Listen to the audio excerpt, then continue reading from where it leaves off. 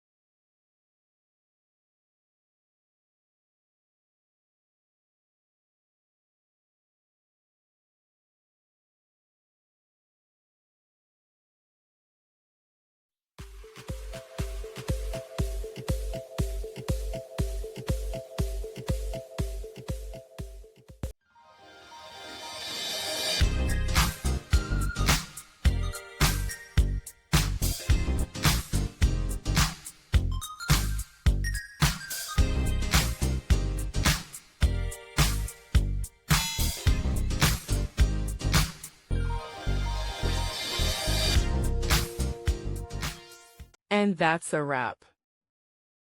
I hope you found the answer you were looking for. If you did, take a second to hit that subscribe button. It really helps out. And let me know in the comments which solution worked best for you. See you next time in the debug zone.